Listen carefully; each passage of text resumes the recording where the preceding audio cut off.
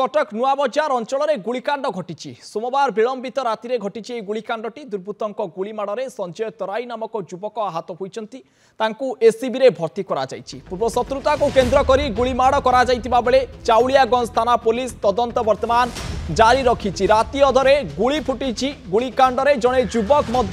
आहत होती सोमवार विलंबित राति अर्थात गतकाली राति ये गुलिकांडटी घटी आसीगला पूजा ऑफर राज इलेक्ट्रॉनिक्स से सबुठु कम दाम रे पांतु आपनकर favourite electronics up to 47% discount सहित कैशबैक पांतु up to 20,000 rupees. Raj electronics Raj आसंतु राज करंतु। दुर्बृत्तों गुली माड़े संजय तराई नामक युवक गुरुतर भाव आहत होती एससीबी में भर्ती कर चिकित्सा वर्तमान चली तेज पूर्व शत्रुता थिला ताकु नहीं वर्तमान ये गुलीमाड़ करा जहाँ सूचना रहुची बा संदेह करा जाउची। चाउलियागंज थाना पुलिस घटनास्थल में पहुंची तनाघना वर्तमान जारी रखी सोमवार विलंबित राति नुआ बजार रे युवकों उपरकू गुलीमाड़ करा गुलीमाड़ युवक जनक आहत होती वर्तमान कटक एससीबी में भर्ती करा चिकित्सा करा जाउची। केउ कारण को नहीं गुलीमाड़ होइतिला ताहा वर्तमान स्पष्टीकरण करा जाई नहीं रखा जाई नहीं किंबा स्पष्ट होई नहीं पूर्व शत्रुता थिला तांको भितरे हुए तो आकलन करा जाउची ताहाको केन्द्र करी गुलीमाड़ करा जाउची बोली वर्तमान संदेह करा जाउची। चाउलियागंज थाना पुलिस घटनास्थल में पहुंची अधिक तनाघना जारी रखी। अधिक आलोचना करवा फोन लाइन में जोड़ी होती कटक ब्यूरो हेड अजय दास। अजय विलंबित राति गुली फुटुची एवं युवक आहत होती तेरे कारण कौन थिला केउ माने गुलीमाड़ करथिले किछि सूचना मिललानी कि पुलिस को एपर्यंत सुराग पाइलानी चाउलियागंज पुलिस? देखो अलौकिक बेस किछि दिन धरी कटक कहीपर गोटे शांत अवस्था थिला जदि गुलिकांड किंबा बड़ धरणर गंडगोल दृष्टिकोण किंतु गतकाली विलंबित राति नुआ बजार ओभरब्रिज रे एक गुलिकांड घटी जहाँ जना पड़ुछि संजय तराई नामक जड़े युवक आहत होती परवर्ती अवस्था चाउलियागंज पुलिस सेठारु उद्धार करके एसटीबी रे भर्ती करछि। आहत अवस्था पूरा पुलिस टीम विलंबित राति सेटिकी जाइथिले एवं छानबीन चली किंतु पूर्व शत्रुता कारण में गुलिकांड होई पारे बोली जहाँ सूचना आसुची वर्तमान पर्यंत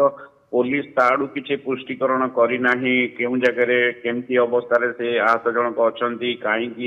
घटना घटला संपर्क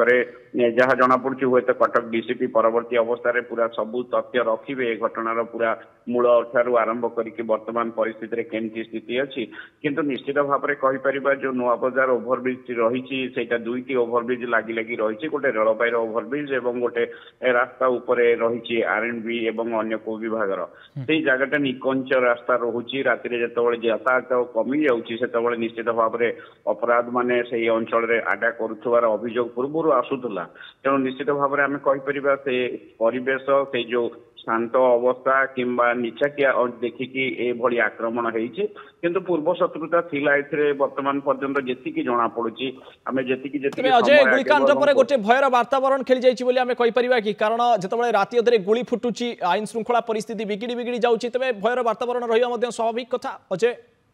देखो वर्तमान तो से अंचल जेहेतु ओभरब्रिज उपर देकी बड़ गाड़ी गुड़िक साधारणतः जाए एवं तलपटे मुख्य रास्ता पारादीप को जाइए तेणु लोक मैंने एक शुणिकी निश्चित आलोचनार विषय है जे कहीं गुलिकांड घटला सेमती कौन प्रकार पूर्व गंडगोलर कौन पारिवारिक किंबा पूर्व शत्रुता एभली विषय लोकों विषय तथ्य नाला किंतु पुलिस निश्चित भाव में जाग्रत हो पेट्रोलिंग टी ओभरब्रिज उपर बढ़ा जाऊ ना तो निश्चित भाव जो मुझे कहली जो भली अवस्था से ओभरब्रिज उपर राति रोची निकंच होगी रास्ताटी निश्चित भाव में अन्य प्रकार छिनताई कहतु लोक मान स्नाचिंग कहतु ये आशंका सब रोचे किंतु पुलिस देखा कथा ये घटनार पृष्ठभूमि कौन संपूर्ण भाव में व्यक्तिगत शत्रुता किंबा कौन अपराधिक कांड ए जड़ित देखला स्पष्ट चित्र आसो किंतु आलोचनार विषय वर्तमान नुआ बजार चाउलियागंज अंचल एभली फायरिंग को नहीं आलोचनार विषय रही लोकों किसी मात्रा भय रहुछि तेणु पेट्रोलिंग को कड़ाकड़ी करा से अंचल में आलोकीकरण व्यवस्था करा जहाँ कहते आम प्रतिनिधि अजय दास। बहुत बहुत धन्यवाद अजय आपंकर अधिक आलोचना।